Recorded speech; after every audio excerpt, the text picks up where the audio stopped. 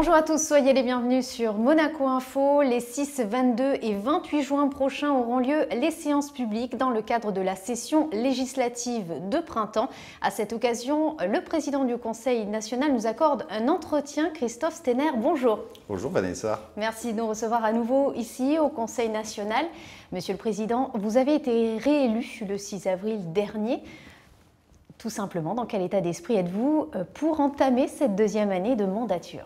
Dans l'esprit de continuer le travail commencé déjà le 27 avril dernier, dans le même état d'esprit que l'année dernière, c'est-à-dire qu'il y a un travail à finir, à accomplir, et c'est ce que nous nous efforçons de faire. Quelles sont les principales avancées finalement sur le plan législatif? Est-ce que votre feuille de route a-t-elle été suivie? Écoutez, si on regarde le travail effectué depuis le 27 avril dernier, nous avons passé 23 textes, ce qui représente plus que tout ce qui a été fait sur les 3 premières années de la mandature.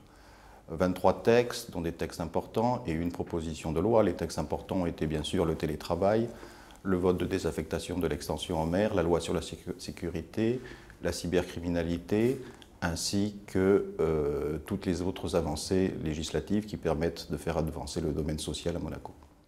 De quelle manière finalement cette nouvelle majorité travaille-t-elle sur ces textes? D'une manière consensuelle, avec bien sûr des échanges, parfois vif, mais ce qui est normal. Il n'y a pas une uniformité d'esprit. Chacun donne son opinion, parle, peut s'exprimer et essaye d'apporter sa pierre à l'édifice en apportant son savoir, ses connaissances particulières et faire avancer le pays. Monsieur le Président, vous avez été élu en 2016 à la tête de la Haute Assemblée, pratiquement à quelques mois près, en même temps que Serge Tel, le ministre d'État. Aujourd'hui, comment qualifiez-vous les relations institutionnelles en principauté? Les relations institutionnelles à Monaco sont particulières, vous le savez. On ne peut pas travailler chacun de notre côté, nous sommes obligés de travailler ensemble parce que sinon nous n'avançons pas. Donc les relations sont bien. Bien sûr, parfois, il y a des couacs qui ont eu lieu, comme par exemple l'histoire de l'usine d'incinération, l'histoire du port de Vintimille, mais ce sont des choses qui doivent être rectifiées, qui sont en passe d'être rectifiées. Et vous savez, c'est derrière les institutions, derrière les façades, il y a quand même des hommes. Donc il y a toujours des problèmes qui peuvent survenir. Ce sont des relations humaines avant tout, et il faut gérer les relations humaines, que ce soit d'un côté comme de l'autre. Monsieur le Président, nous allons nous interrompre quelques instants pour redescendre de quelques étages et regagner le grand hémicycle où nous attendent les différents rapporteurs et présidents de commission. Et nous nous retrouvons pour la suite et la fin de cette interview. À tout à l'heure.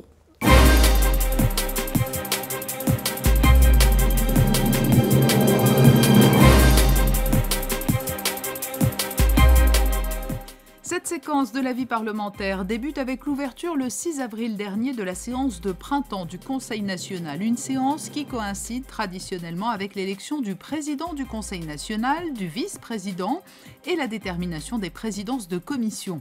Christophe Stener a été réélu à son poste de président. Réélection également de Marc Burini, le vice-président du Conseil national. Au mois de mai, les membres des commissions des relations extérieures des parlements de la Principauté d'Andorre et de la République de Saint-Marin étaient en visite au Conseil national.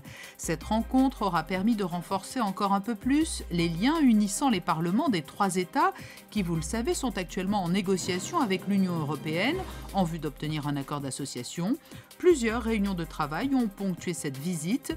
Au cœur des discussions, la thématique notamment de la libre circulation des marchandises, des services et des personnes. Les représentants d'Andorre, Saint-Marin et Monaco ont convenu de se rencontrer de nouveau courant 2017 ou début 2018 pour poursuivre ces discussions. Nous avons donc rejoint le grand hémicycle. À mes côtés, Caroline Rougueignon-Vernin. Bonjour. Bonjour. Vous avez été désigné rapporteur du projet de loi modifiant certaines dispositions relatives à la médecine du travail. Pourquoi ce texte? Pourquoi ce texte? Le texte sur lequel nous sommes actuellement en train de fonctionner, la médecine du travail, date d'il y a à peu près 60 ans. Donc il était temps quand même de moderniser ce texte, d'autant plus que la Principauté a eu un développement économique extraordinaire. Un nombre de salariés aujourd'hui qui est sans commune mesure avec le nombre qu'il y avait à l'époque. On a plus de salariés que d'habitants à Monaco. Et puis le travail lui-même qui s'est modifié en 60 ans, on peut imaginer qu'il est beaucoup moins industriel et enfin, qu'il a considérablement évolué. Donc la médecine du travail ressentait un besoin d'évoluer vers beaucoup plus de prévention. Alors peut-on expliquer en détail ce projet de loi ? Alors ce projet de loi modernise notre médecine du travail et permet en particulier d'insister beaucoup plus sur la prévention. En fait, elle donne les moyens à la médecine du travail de mieux jouer un rôle de prévention, ce qu'elle faisait déjà, mais là, elle aura les moyens de le faire de façon beaucoup plus approfondie. Elle pourra, il y aura la création d'une équipe pluridisciplinaire, donc qui pourra aller sur les sites. En fait, l'objectif, c'est qu'elle puisse aller voir sur le site de travail des différents salariés et voir si le poste convient aux salariés ou pas. Elle pourra effectuer un rôle de conseil. Donc elle aura besoin de beaucoup plus de temps pour faire tout ça. Et elle aura beaucoup plus de temps parce qu'en fait, le fond de ce projet, ça a été de répartir les postes de travail en deux catégories, deux grosses catégories. Les catégories de postes à risque et les catégories de postes sans risque. Donc en fait, pour les catégories de postes à risque, la médecine, il y aura toujours ce qu'on appelle aujourd'hui la visite médicale préalable à l'embauche, qui permettra de bien expliquer aux salariés les risques qui sont liés à son poste, de vérifier la compatibilité entre les risques et l'état de santé du salarié au préalable.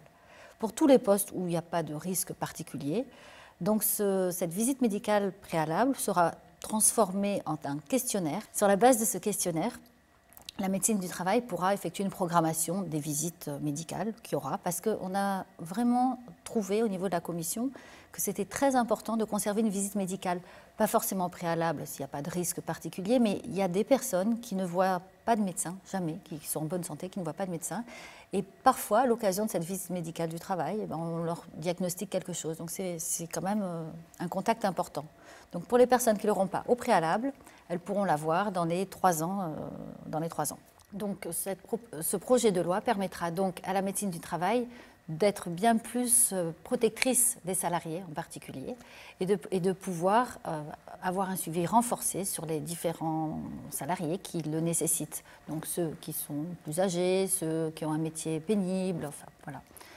Donc c'était un des objectifs prioritaires. Alors parallèlement à ça, on sait également que cette loi concerne également et peut déclarer la médecine du travail peut déclarer des inaptitudes au travail. Donc l'idée, bien évidemment, c'est que la médecine du travail ne déclare pas d'inaptitude et grâce à ce travail de prévention, et de discussion avec l'employeur, de discussion sur le site en voyant les postes, puisse trouver un poste qui permette à ce que le salarié soit apte à faire ce travail et à le réaliser, même si c'est un nouveau travail. Donc l'intérêt est d'avoir plus de salariés aptes à leur travail. Dans les cas où il y a une inaptitude qui soit vraiment révélée, le salarié, aussi bien que l'employeur, pourront faire appel de cette inaptitude et en discuter ensemble. Et alors cette loi apporte également un dernier point qui est très intéressant pour le salarié, c'est que jusqu'à aujourd'hui, quand il était déclaré inapte, il y avait un mois de carence dans lequel il n'avait pas de revenus. Donc grâce à cette loi, ce mois de carence sera entre guillemets supprimé dans la mesure où il y aura une prise en charge, il recevra des indemnités de la part ou des assureurs loi ou de la caisse de compensation des services sociaux. Donc c'est vraiment une loi qui est bénéfique pour tout le monde et qui était très attendue par toutes les parties prenantes. Jean-Charles Alavena, bonjour. Bonjour. Vous êtes le président de la commission des relations extérieures. Dans un premier temps, j'aimerais que l'on fasse un point sur votre commission. La commission a été très active en fin d'année 2016, puisqu'elle a apporté sa contribution à la partie franco-monégasque du texte sur le télétravail, au vote des lois de ratification des accords avec l'OCDE, avec l'Union européenne.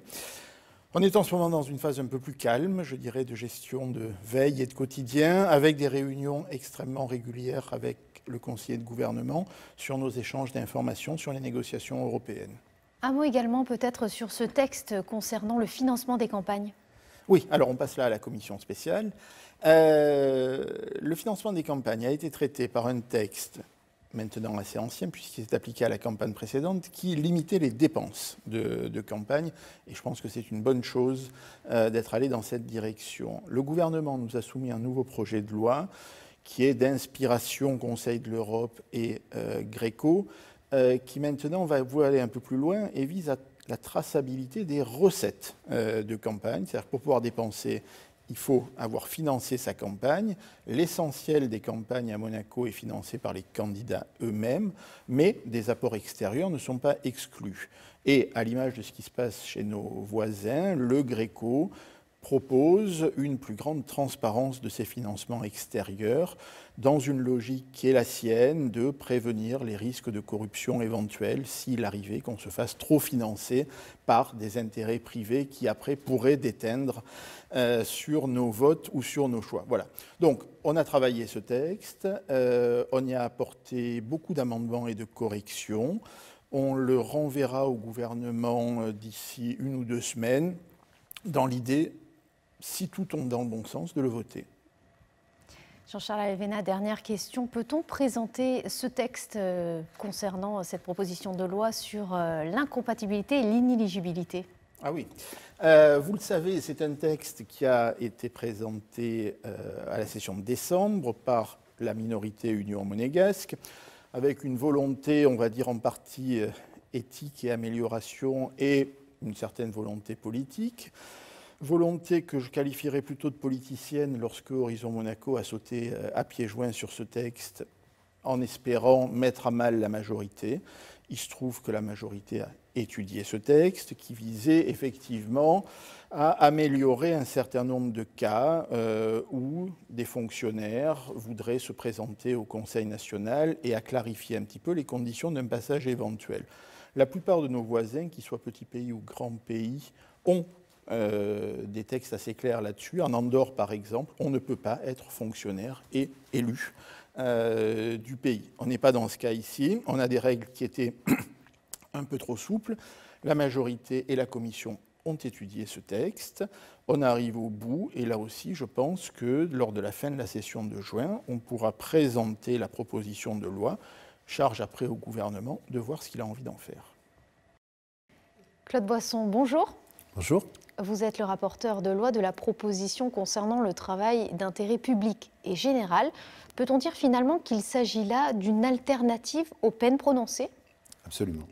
Lorsqu'une contravention ou un délit sont punis d'une peine d'emprisonnement ou d'une amende, eh bien, nous avons considéré qu'il était opportun que la juridiction puisse prescrire un travail d'intérêt public et général qu'il accomplira, que le condamné accomplira dans une institution publique ou privée ou une association. Bien sûr, ces institutions seront habilitées. Alors, il s'agit quand même de peines de courte durée, de petits délits. Cela concerne des personnes de plus de 16 ans et c'est basé sur le volontariat. Il n'est pas question d'obliger ce type de travail d'intérêt public et général.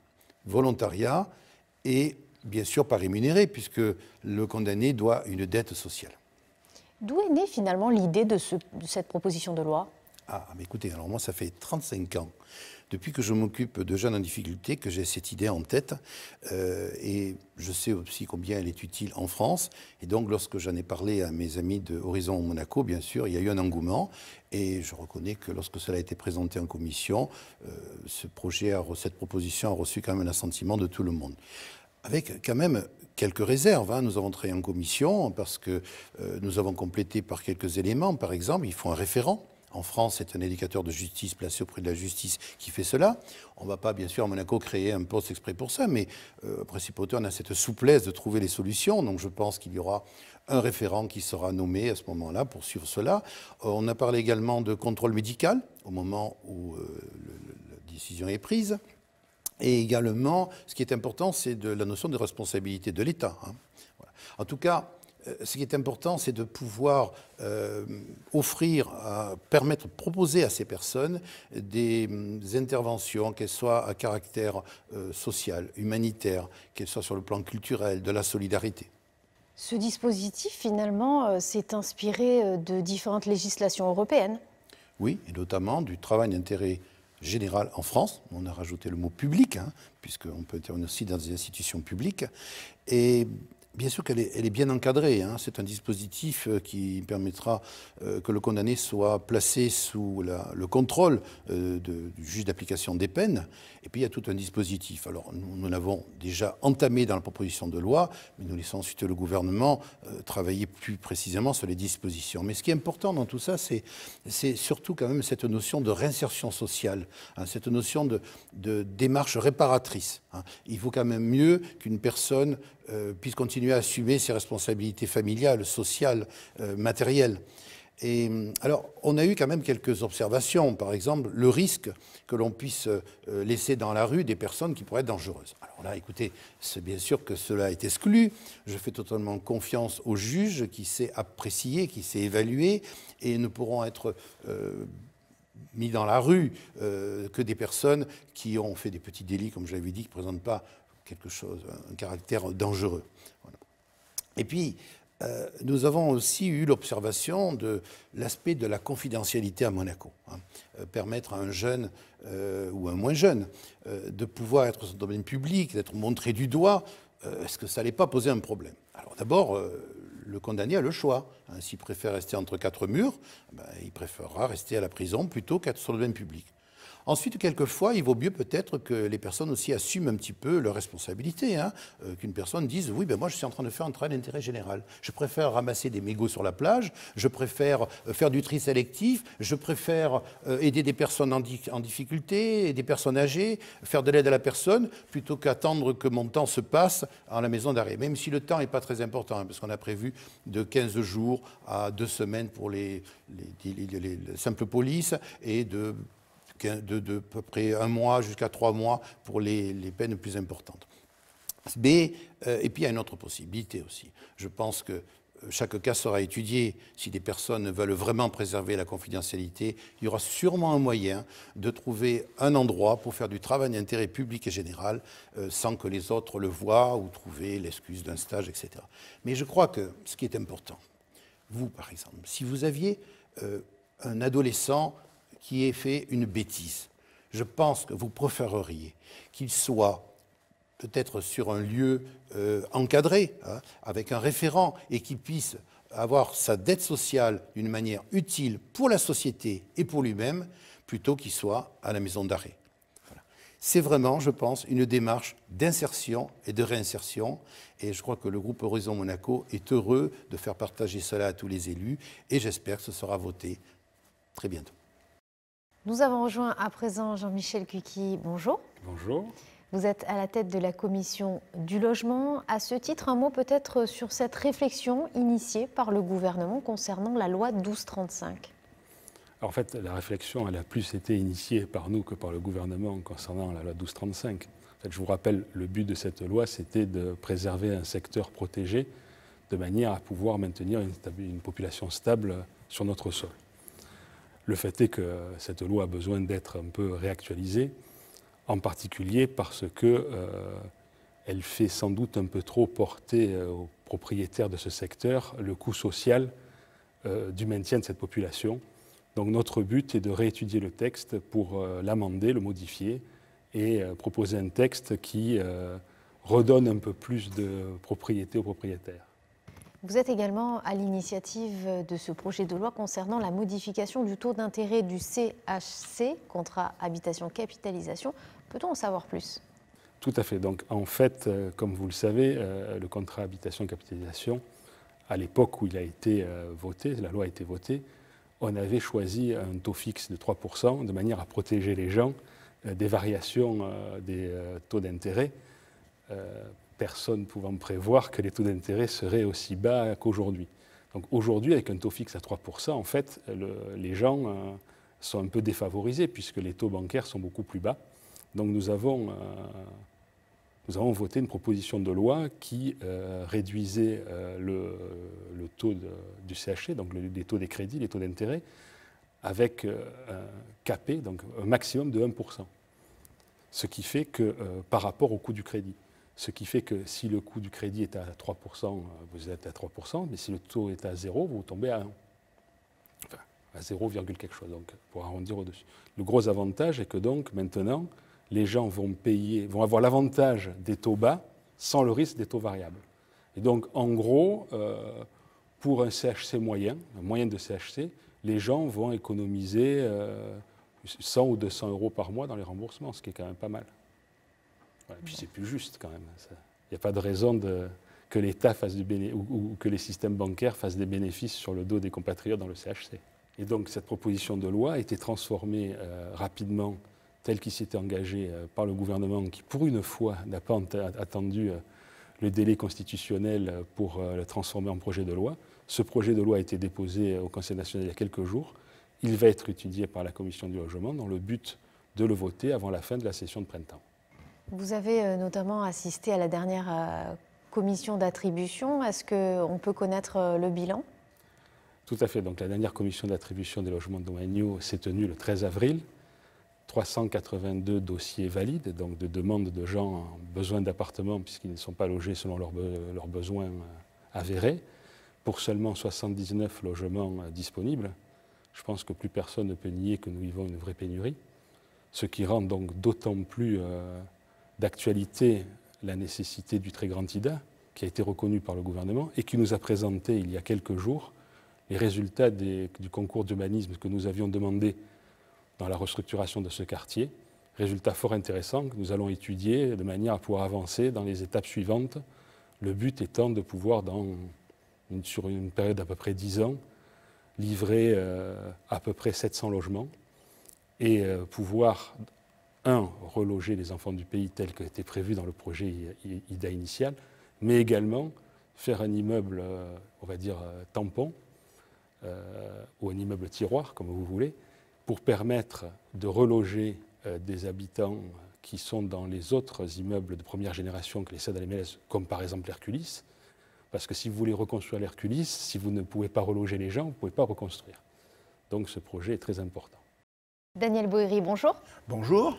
Vous êtes président de la Commission de la Culture et du Patrimoine. Quel bilan peut-on dresser de cette année de mandature ? Alors, la culture, c'est toujours difficile de dresser un bilan strict et mathématique, car c'est quelque chose qui s'inscrit, qui s'instille dans le territoire et chez les gens. Je retiendrai quand même 3 points. Un premier point qui ne se voit pas, mais qui existe. Un deuxième qui se voit beaucoup. Et puis évidemment le troisième, le projet de loi sur le patrimoine. Ce qui ne se voit pas, c'est le plan, si j'ose dire, le plan culture à 3 ans pour les institutions culturelles. Aujourd'hui, depuis la fin de l'année dernière, chaque institution culturelle peut avoir en fait une lettre de cadrage sur 3 ans, ce qui permet effectivement d'engager des artistes surtout quand on fait venir des stars, à l'avance, sans déroger à la règle budgétaire qui se limite à 1 an. C'était quelque chose d'important, ça existe, et je crois que les institutions culturelles en sont très heureuses. Le deuxième, nul ne l'oubliera, c'est évidemment la Nuit Blanche. Car la Nuit Blanche, elle fait passer des nuits blanches, au moins au président de la Commission Culture. Alors d'une part, il y a le succès de l'an dernier sur l'opération Nuit Blanche, où on a eu entre 3 000 et 5 000 personnes qui sont venues. Mais au-delà de la querelle de chiffres, on a toujours, comme partout, les organisateurs et la police qui ne donnent pas les mêmes chiffres. Mais ce qui m'a paru important, c'est que nous avons eu un public différent. Ça, c'est important, avec 2 exemples que j'ai donnés, mais je crois qu'il faut que les gens en prennent conscience. C'est d'une part à la Villa Saubert, où il y avait une magnifique exposition qui allait avec Art Monte Carlo. On a eu 1440 personnes dans la nuit et il a fallu la fermer pour des raisons de sécurité. C'est-à-dire que vraiment, il y a eu un véritable engouement. Ça, c'est le premier sujet. Et le deuxième, c'est à l'Auditorium Régnier 3, le concert de musique contemporaine, où il y a eu en 2 fois, au total, 1000 personnes. 1000 personnes qui sont venues écouter la musique contemporaine et la projection qui était superbe de l'art de tuer une mouche. Et là encore, c'était un public jeune, c'était un public différent de ce qui vient d'habitude au concert, et c'était aussi l'orchestre philharmonique. Donc ça, c'est super bien. Et pourquoi j'insiste là-dessus ? Parce que en 2017, c'était quasiment dans les tuyaux, nous ne la ferions pas. mais je crois qu'il faut la faire en 2018 parce qu'il faut prolonger ce succès. Il faut que les gens prennent l'habitude qu'il y ait un événement exceptionnel et de caractère transverse à Monaco, mais surtout, et ce qui me donne espoir, c'est que, et là le gouvernement, j'ai envie de lui tirer les oreilles, c'est que les arguments qui me sont donnés pour retarder, freiner, oublier, sont tous, allez, un mot gentil, fallacieux. Un jour on me dit, c'est à cause de la charge de travail. Une autre fois on me dit, on ne veut pas que le public se lasse des événements. Et puis le troisième, c'est, je crois, le poteau rose, si j'ose dire, c'est les questions de sécurité. Donc je crois que nous devons avancer pour la préparer dès maintenant pour 2018. Et c'est ce que je, non pas en termes de commission, mais en sous-main, si j'ose dire, j'essaie de travailler. Ça, c'est les deux projets. Et puis évidemment, il y a le grand projet de la préservation du patrimoine national. Je vais en parler peut-être tout à l'heure, mais ce que je voudrais dire, c'est que nous avons trouvé en 2013 un projet de loi qui datait de 2010 et qui était, je dirais, en état de limbe. Et nous avons donc dû interviewer, auditionner une quarantaine de sachants et pour élaborer un projet de loi dont je parlais tout à l'heure, mais modéré et moderne, qui fait que je crois qu'on va avoir un patrimoine, une gestion du patrimoine, à la fois pour la préserver, mais aussi pour le valoriser dans l'avenir. Justement, vous venez de le dire, vous êtes rapporteur du projet de loi concernant la préservation du patrimoine national. Est-ce qu'on peut connaître en quoi consiste ce texte en détail? Donc, le texte est un texte, donc, comme je disais, moderne et modéré. Il est modéré dans le sens où les institutions qui ont été créées, à savoir le Conseil du patrimoine et l'Institut du patrimoine, qui ont chacun une vocation particulière, ne sont pas là dans le but de bloquer le développement de Monaco, même si certains le souhaitent. Donc je crois que ça, c'est le premier point. Et le deuxième, c'est qu'il est moderne, car non seulement il y a la préservation, mais il y a aussi la valorisation. Il n'y a pas simplement, comme par le passé, je dirais la politique du tacon ou du remaillage, où il y a un trou, on le remplit, il y a un truc qui ne plaît pas, on le détruit. Je crois que vraiment, on donne la possibilité au gouvernement d'avoir une ampleur beaucoup plus importante sur c'est quoi le patrimoine demain, où on mêle l'histoire, la trace de maintenant et le futur. Je crois que c'est ça le point, et évidemment, en plus, il faut rajouter, c'est que on se préoccupe des immeubles. Les immeubles, c'est l'arbre qui cache la forêt. Car le patrimoine, c'est bien sûr l'immobilier, mais c'est aussi le patrimoine immatériel, nos coutumes, notre culture, nos savoir-faire. Et tout ça sont englobés. Donc ça, c'est pour les institutions. Alors, si vous voulez bien, je vais vous dire en deux mots ce quoi. Le Conseil du patrimoine, qui dépend directement du ministre d'État, a pour but de faire des propositions sur le patrimoine, de donner un certain nombre d'indicateurs pour la gestion du patrimoine et donc la préservation du patrimoine. Et en même temps, comme je le disais, la valorisation. Donc ça, c'est un peu le point.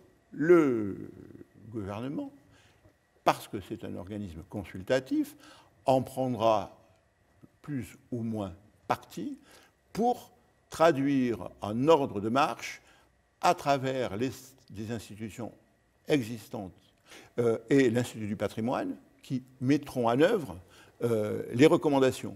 Alors, ce que je veux dire, c'est que ce qui est important, c'est l'inventaire. D'où partons? Qu'est-ce qu'on protège? Qu'est-ce qui est remarquable? Et c'est compliqué parce que quand on parle d'immobilier, on se laisse aller à l'émotion. On se laisse à l'émotion. On a eu l'émotion pour le Sporting d'hiver, on a eu l'émotion pour le parti de de la plage, mais au fond, le patrimoine, c'est l'ensemble aussi du paysage, c'est l'ensemble de demain, c'est notre trace. Et ça, on l'oublie souvent. Donc ça, c'est important. Je voudrais dire aussi, c'est que c'est compliqué. Pourquoi? Parce que d'un côté, il y a les tenants de l'histoire qui veulent avancer et avec raison nous disent, voilà, il faut préserver, c'est le passé, c'est une histoire. C'est tout à fait vrai. Et puis, il y a les tenants de la modernité qui veulent leur barrer la route. Donc, autrement dit, on est en conflit permanent entre l'histoire et la modernité. Et ça, eh bien, on ne peut pas y échapper. Et c'est pour ça que ça peut faire des polémiques, c'est pour ça que ça peut faire des difficultés. Mais il faut vivre avec ça. Et donc, si je donne un exemple, c'est que d'un côté, on a l'océan Pacifique, de l'autre côté, on a l'océan Atlantique, et on le sait. Au Cap Horn, ils se rencontrent et c'est dans une situation agitée et périlleuse. On en est là pour notre patrimoine aussi, dans une situation agitée et périlleuse. Ce n'est pas pour ça qu'il faut baisser les bras, et au contraire avancer. Mais en même temps, nous sommes dans une terre d'étroitesse. On ne peut pas, assis dans mon fauteuil ici et les autres dans leur fauteuil, dire voilà ce qu'il faut faire et voilà ce qu'il ne faut pas faire. Le gouvernement, à un moment donné, doit faire des arbitrages. On ne peut pas lui serrer les mains parce qu'il y a besoin de loger les monégasques. Il faudra lui qu'il arbitre. Alors nous lui donnons des règles, importantes qui ne sont pas forcément coercitives, mais ce que je voudrais mettre en avant, c'est que les recommandations, les observations du Conseil du patrimoine seront publiques. Il y aura un rapport public. Le Conseil lui-même verra s'il faut le publier au journal officiel, s'il faut le dire sur Internet, peu importe, ce sera public. Et donc, ce qui est en jeu là, c'est que la publication de ces orientations et la confrontation avec le réel fera que les gens, ils vont avoir l'autocontrôle à disposition. Chacun verra ce qui a été proposé, ce qui a été retenu. Et ce sera beaucoup plus fort qu'un simple contrôle fait par un contrôleur qui dira « Ah, on n'a pas fait ça ». Donc je crois que beaucoup, parce que le patrimoine, c'est la population, c'est nos compatriotes, mais c'est les résidents, c'est l'attractivité de demain. Si nous bloquons pour une raison ou pour une autre, parfois, ça sera nécessaire, parce qu'un immeuble sera remarquable, classé, repéré. Mais il ne faut pas mettre la charrue avant les bœufs et dire « Allez ». On bloque a priori, sinon on est des classeurs compulsifs. Marc Burini nous a rejoint. Bonjour. Bonjour Vanessa. Vous êtes à l'initiative de la proposition de loi concernant la passation des marchés publics et des concessions de services publics. Alors, vous m'arrêtez si je me trompe, mais il s'agit là d'un texte cadre finalement qui permet d'unifier de nouvelles règles. En fait, peut-être vous avez remarqué qu'à Monaco, il y a pas mal de chantiers. Oui. Derrière ces chantiers, il y a des investissements publics, des investissements d'infrastructures, de superstructures, des appartements domaniaux, des écoles, etc. Et derrière cette réalité économique, il y a des contrats entre l'État et des entreprises publiques de construction. Donc, on a pensé qu'il était temps de se doter d'un cadre législatif qui s'inscrivent dans une logique de compétitivité économique, de transparence, de priorité nationale et de saine gestion des deniers publics. Quelles sont finalement les principales orientations de ce texte ? Alors, ce texte veut justement clarifier, unifier les règles de passation de la commande publique. Par exemple, définir des critères objectifs au niveau de la passation des contrats. Il est prévu d'ailleurs de créer un registre public des sociétés qui pourront concourir, qui permettra aussi de respecter les rangs de priorité nationale. Donc transparence, saine gestion et surtout critères objectifs et compétitivité. C'est un peu la philosophie de ce texte. Peut-on présenter justement une ou deux mesures innovantes ? Ce texte prévoit la création d'une commission consultative des marchés publics. Donc ce sera un peu le pivot de ce texte, puisqu'elle sera chargée justement de s'assurer des bonnes règles, que la loi est appliquée. Elle pourra émettre des avis sur les marchés publics, les suivre. Elle sera composée évidemment de plusieurs personnes, dont le contrôleur général des dépenses, un représentant du ministère de l'économie, le directeur de l'expansion économique, un représentant évidemment du Conseil national, etc.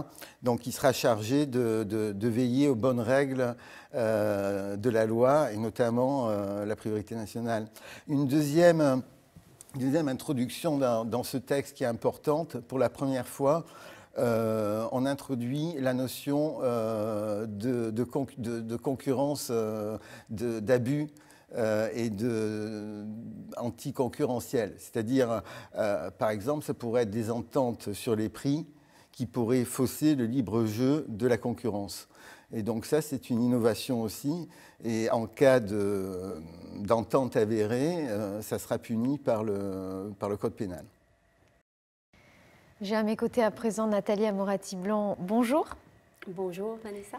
Nous allons faire un point ensemble sur votre commission, la commission des droits de la femme et de la famille. Depuis un an, quelles ont été les principales avancées ?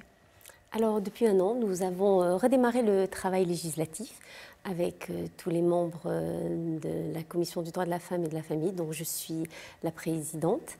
Nous travaillons actuellement donc en bonne intelligence avec tous les membres de cette commission, aussi bien les élus de la minorité que les élus de la nouvelle majorité dont je fais partie, et également ceux de l'opposition. Quels seront donc les grands dossiers à venir au sein de votre commission ? Alors les dossiers sont tous très importants pour moi au sein de cette commission. Nous avons différentes thématiques, les projets de loi relatifs à l'adoption, à la résidence alternée, au contrat de vie commune qui est très très attendu par les monégasques. Il y aura le 6 juin prochain aux séances publiques un texte qui sera déposé relatif à l'aide aux familles monégasques. Le rapport du projet de loi relatif à la résidence alternée sera proposé aux membres de ma commission en vue de son adoption le 12 juin prochain. Et donc nous pourrons ensuite voter ce texte, je l'espère, aux séances publiques de fin juin. En revanche, je regrette de ne pas avoir de réponse du gouvernement à ce jour concernant le projet de loi relatif à la sauvegarde de justice et mandat de protection future. En effet, ce texte avait été pourtant envoyé au gouvernement le 22 mars 2017 et nous n'avons toujours pas eu de réponse et donc nous ne pourrons pas le présenter au vote aux séances publiques. J'espère que nous pourrons continuer à travailler de cette façon-là avec tous les membres du Conseil national au sein de ma commission et sans avoir une quelconque récupération politicienne de la part de certains élus. Thierry Crovetto, bonjour. Bonjour. Vous êtes le président de la commission de législation. Quels sont les textes à l'étude au sein de votre commission ? Les textes actuellement à l'étude sont assez nombreux et avec des enjeux importants. Nous avons des projets de loi, nous avons des propositions de loi également à l'étude. Lors de cette session de printemps, nous allons notamment voter la loi sur le droit international privé, une loi relative aux procédures pénales et deux propositions de loi, une sur la protection des lanceurs d'alerte dans le cadre des relations de travail et une proposition de loi sur les travaux d'intérêt public et général.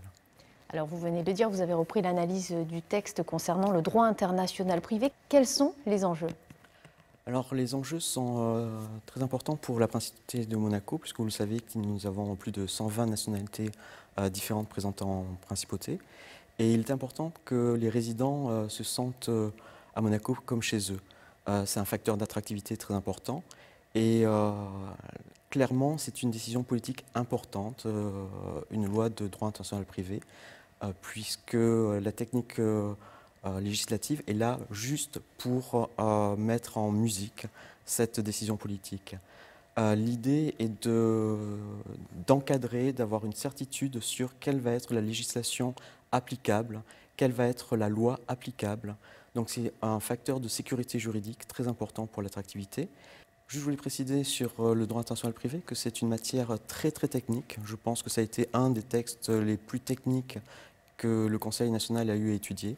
Nous avons fait appel à 2 éminents spécialistes, le professeur Lagarde pour la proposition de loi et le professeur Audit sur le projet de loi.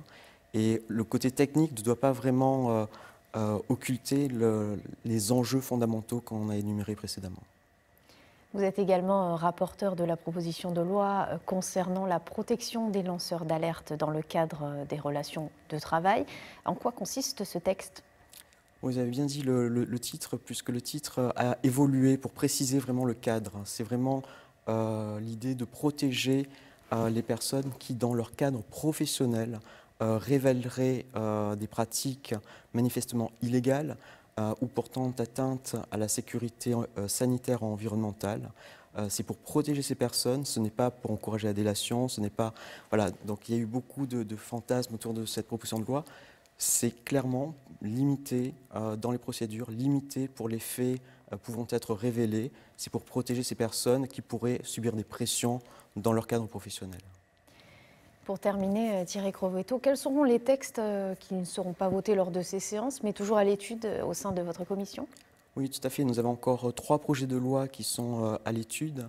Un sur le harcèlement et la violence au travail, un deuxième texte sur l'aviation civile et un 3e texte qui était la transformation d'une proposition de loi sur la publication des décisions de justice. Donc il y a encore beaucoup de travail pour le reste de l'année, pour être prêt pour la session d'automne. Thierry Poirier, bonjour. Bonjour. Vous êtes le président de la Commission des intérêts sociaux et des affaires diverses. Lors de cette séance est prévu l'examen d'un texte sur la résidence alternée. Peut-on le présenter ? Tout à fait. Ce texte est présenté par la Commission des droits de la femme et de la famille. Il définit en fait dans le droit monégasque la résidence alternée. On passe d'un cadre de droit de visite élargi, qui est le texte aujourd'hui, qui est la position actuelle, pour aller vers cette résidence alternée. La Commission et le travail de la Commission a surtout été guidé par la simplification de toutes les procédures et surtout d'arriver à mettre un cadre pratique et beaucoup plus simple pour les familles. En particulier, il y avait l'obligation de passer par un pédopsychiatre et on a laissé libre cours au juge pour pouvoir prendre cette décision et pas l'obliger par le texte. C'est un point important. Aujourd'hui, reste quand même un point de difficulté.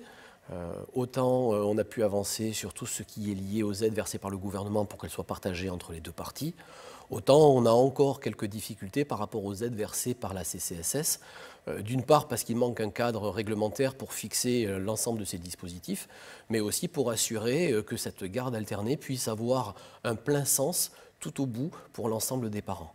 Alors de cela, ça sera des discussions qui sont encore en cours avec le gouvernement et qui pourraient arriver jusqu'à introduire un délai de mise en œuvre par rapport au texte, le temps de finaliser ces dispositifs. J'imagine que vous avez également beaucoup d'autres dossiers qui émanent de la CISAD. Alors oui, il y a encore quelques dossiers sur cette session, bien sûr, toujours. On a 2 textes, une proposition de loi du groupe Renaissance sur le travail de nuit. J'insiste, travail de nuit, quel que soit le métier, ce n'est pas orienté sur une corporation, c'est global. C'est un vrai volet social pour reconnaître cette forme de pénibilité qui est le travail de nuit par l'ensemble des professions. C'est un travail de nuit qui est assez classique, on va dire, en principauté, qui est aussi une ville orientée sur le tourisme. Et donc, on va retrouver régulièrement ce genre de pratique. Éric Elena en est le rapporteur, il présentera ce texte-là. Nous l'entendrons tout à l'heure. Voilà. Et nous avons aussi un texte sur la réforme de la médecine du travail, où là, cette fois, on va surtout être sur une logique de prévention des risques, plus qu'un côté administratif. La médecine du travail va être plus orientée vers les sociétés et pour les accompagner dans la gestion et l'encadrement de tous ces risques. Là-dessus, c'est Caroline Reguignon-Vernin qui est rapporteure et qui a travaillé et qui présentera ce texte. Et enfin, dernier point d'un texte qui est encore à l'étude, qui est le consentement à l'acte médical.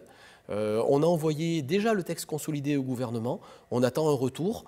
On ne devrait pas passer ce texte dans la session, ça sera pour la session d'automne, mais en tout cas le texte a bien avancé et on continue à avancer sur l'ensemble des dossiers pour aller jusqu'au bout de la mandature. Et puis enfin, il y a un dernier point que je voudrais signaler. Il y avait en CISAD un texte sur le harcèlement et ce texte, on l'a renvoyé auprès de la commission législation. Alors pourquoi ? pour justement avoir la certitude que ce texte puisse être voté avant la fin de la mandature. Vous l'avez vu, on a beaucoup de sujets en CISAD que l'on traite. Il y avait un gros risque de ne pas pouvoir traiter ce texte d'ici la fin de l'année, d'où l'idée de laisser ce texte à Thierry Crovetto au niveau de la CLEG, de l'assister, bien sûr, je participe à l'ensemble des commissions, mais derrière ça, pouvoir être sûr qu'au moins avant la fin de la mandature, ce texte sera voté. Éric Elena, bonjour. Bonjour. Vous êtes le rapporteur de la proposition de loi concernant la réglementation du travail de nuit. Est-ce que finalement vous souhaitez que le travail de nuit soit plus reconnu, tout simplement? Tout à fait. Je crois que l'objectif principal, c'est de donner aux personnes qui travaillent la nuit une compensation. Il faut savoir que le travail de nuit, c'est quelque chose de difficile, aussi bien physiquement que pour la vie de famille. Et nous, l'objectif principal, c'était de donner une compensation qui va se faire sous forme de départ à la retraite anticipée. Ce texte est à votre initiative et émane notamment de la CISAD. Tout à fait. Je pense que je dois remercier Thierry Poyer ainsi que tous mes collègues qui ont vraiment fourni un travail intéressant avec des débats des fois un peu agités, mais l'objectif c'est de trouver vraiment la meilleure des solutions et j'en remercie vraiment tout le monde.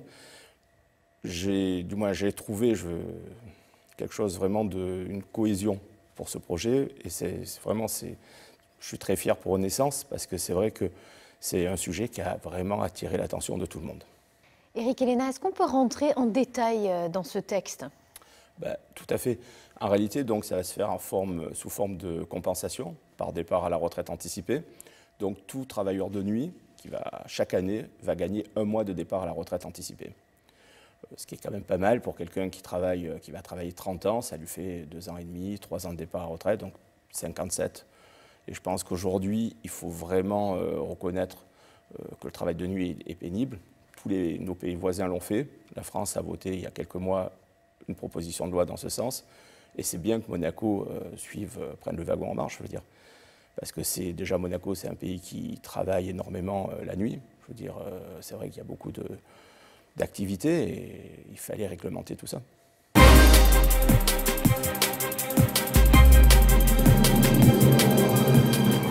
Bonjour. Si on en croit l'ex-président du Conseil national, la nouvelle majorité ne ferait que du travail législatif technique et pas assez de politique. Voilà en fait un vrai compliment, car nous n'avons pas oublié, nous, que les Monégasques nous ont élus pour 5 ans, pas pour 3 ou 4, et que le temps de la campagne n'est pas venu.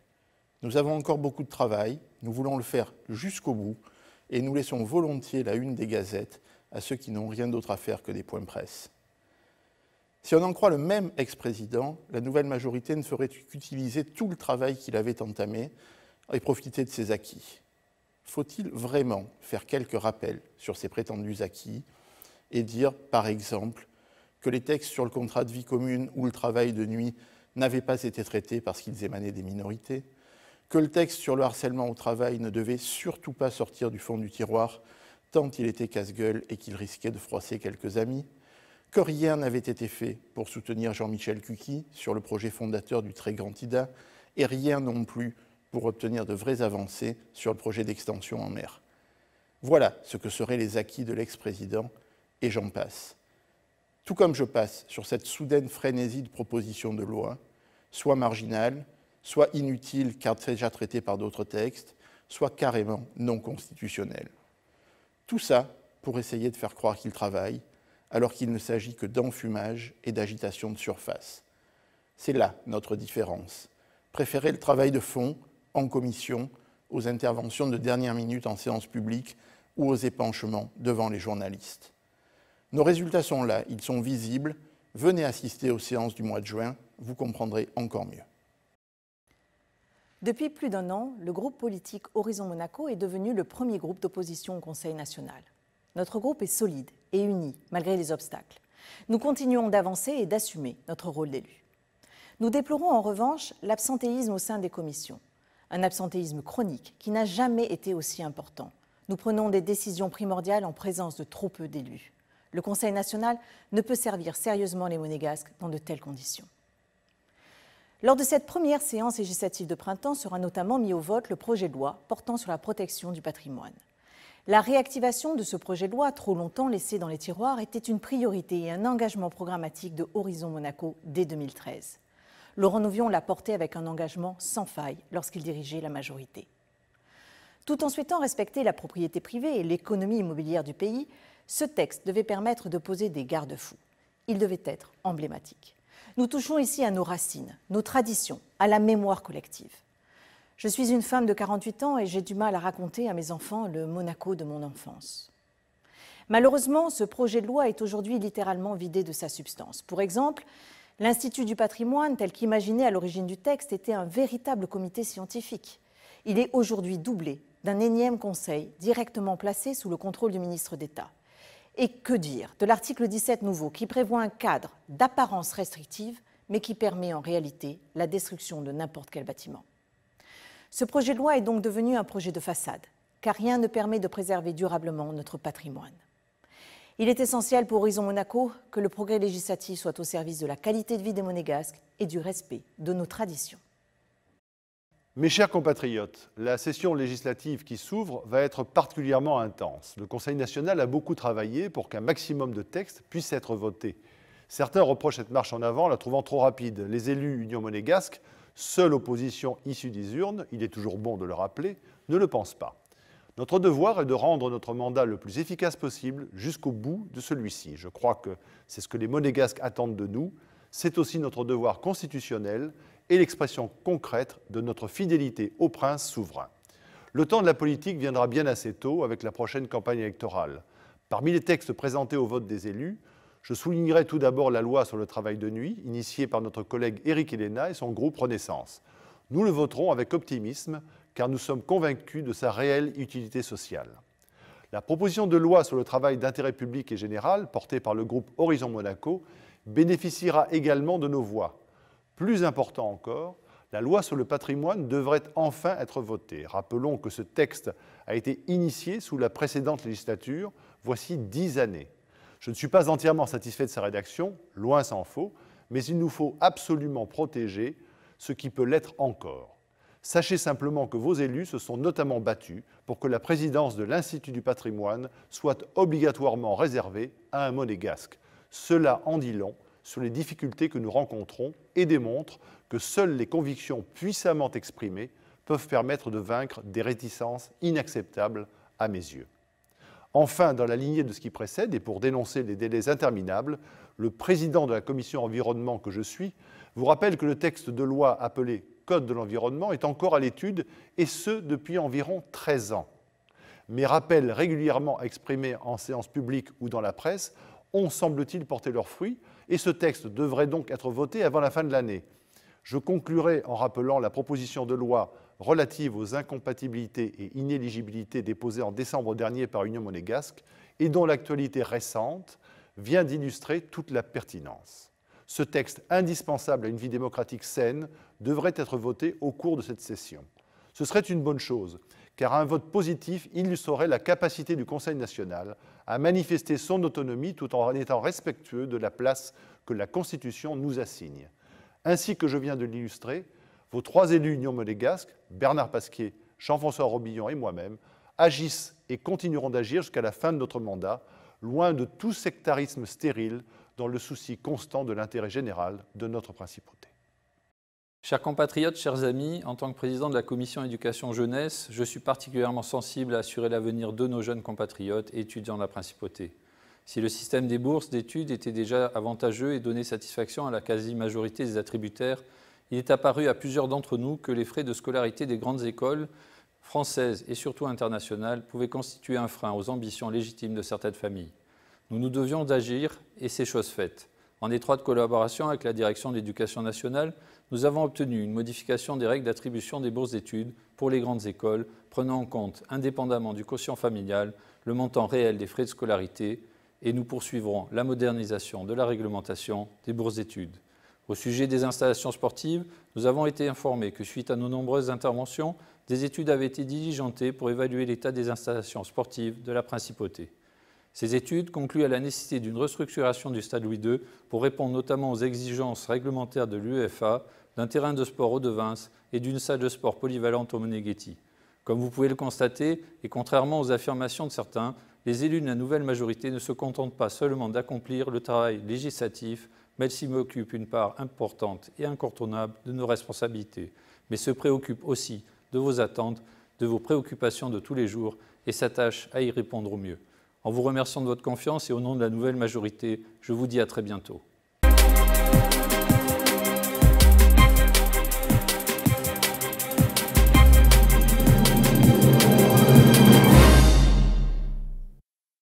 Monsieur le Président, nous allons reprendre cet entretien en nous intéressant plus précisément au dossier législatif.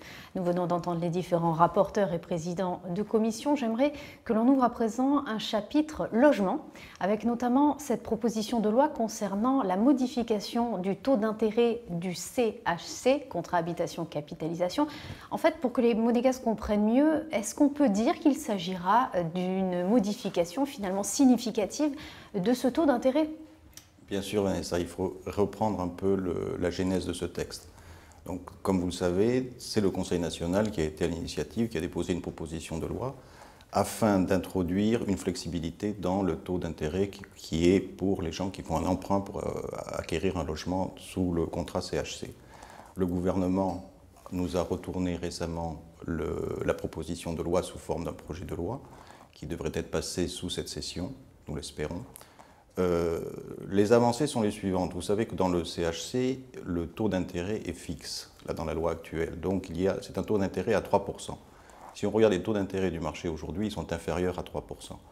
Ce qui permettrait, en ajustant une variable, une fluctuation dans le taux d'intérêt du contrat, que les souscripteurs bénéficient des taux d'intérêt plus bas quand le taux d'intérêt baisse, ce qui est le cas, avec un maximum qui est de 3%. Donc, on restera sur les 3% si les taux remontent, même s'ils vont à 4-5%, ils resteront toujours à 3% dans leur emprunt. Par contre, si les taux baissent, ils baisseront aussi avec eux, donc ils feront des économies substantielles sur l'année. Restons dans le domaine du logement avec une question qui revient souvent. A-t-on aujourd'hui une perspective claire des logements de demain pour les Monégasques ? Les logements de demain pour les Monégasques, c'est une inquiétude et une préoccupation constante du Conseil national. Il est évident que l'accroissement de la population et le fait qu'il y a toujours des demandes, les évolutions sociétales impliquent de fournir des logements de plus en plus nombreux. C'est un sujet qui nous inquiète. À la dernière commission, il y avait par exemple 70 logements qui étaient proposés à la commission et je crois qu'il y avait à peu près 350 à 400 demandes. Donc on voit que le nombre des demandeurs reste constant. Il risque même de s'accroître dans les prochaines années et il faut absolument qu'on arrive à fournir. Alors, qu'est-ce qui s'est passé du côté du Conseil national ? Nous avons l'Angelin qui va bientôt être livré, qui doit être livré début de l'année prochaine. Et nous avons réussi, sur la deuxième partie de la législature, à promouvoir, nous en avions déjà parlé, les opérations intermédiaires. Donc là, les opérations intermédiaires vont arriver, sont en cours d'étude et vont pouvoir permettre de générer, si vous voulez, plus de mixité sociale au sein des quartiers de la Principauté. Un mot à présent sur cette proposition de loi concernant la passation des marchés publics et des concessions de services publics. Monsieur le Président, vous m'arrêtez si je me trompe, mais finalement c'est une mise en concurrence des différents opérateurs économiques en Principauté. On vient d'entendre Marc Burini qui l'a expliqué clairement. Mais selon vous, est-ce que c'était nécessaire d'unifier justement de nouvelles règles ? C'est nécessaire à partir du moment où vous avez toujours une perception qui est d'être lésé. Malheureusement, c'est la nature humaine, vous savez. Donc là, on établit d'une certaine manière plus de transparence et des règles claires qui permettent à chacun de réaliser que son offre a été jugée suivant des normes établies. D'un texte à un autre, parlons également de ce projet de loi concernant le droit international privé. Est-ce qu'il s'agit finalement de renforcer le droit tout simplement ? Il s'agit plutôt d'offrir une possibilité à tous les résidents étrangers d'appliquer ou de se référer à leurs droits propres. Vous savez que Monaco s'est construit grâce aux Monégasques, bien sûr, mais aussi grâce aux étrangers. Aujourd'hui, nous avons développé l'attractivité pour faire venir chez nous des gens de différentes nationalités. Je crois qu'il y a à peu près 130 nationalités différentes à Monaco. Et il y a une demande, et c'est même une tendance internationale, où de permettre aux résidents étrangers, que ce soit à Monaco ou dans d'autres pays, à se référer à leurs droits dans des cas particuliers. Par exemple, que ce soit en matière successorale, en matière de divorce ou autre, qu'ils puissent avoir, en fonction bien sûr de la nationalité, demander une application de leur droit national. Monsieur le Président, nous arrivons au terme de cette émission. Dernière question. Nous sommes à peu près à la moitié de cette année budgétaire, avec un budget rectificatif qui arrive à grands pas dès cette rentrée en septembre. Dans quel état d'esprit êtes-vous finalement par rapport aux engagements pris au primitif 2017 ? Écoutez, les engagements, nous suivons ça de très près. Je veux dire, les engagements pris par le gouvernement, enfin, entre le gouvernement et le Conseil national sur le budget primitif 2017 sont essentiels. C'est la politique du pas de l'un vers l'autre, donc il faut que les engagements soient respectés.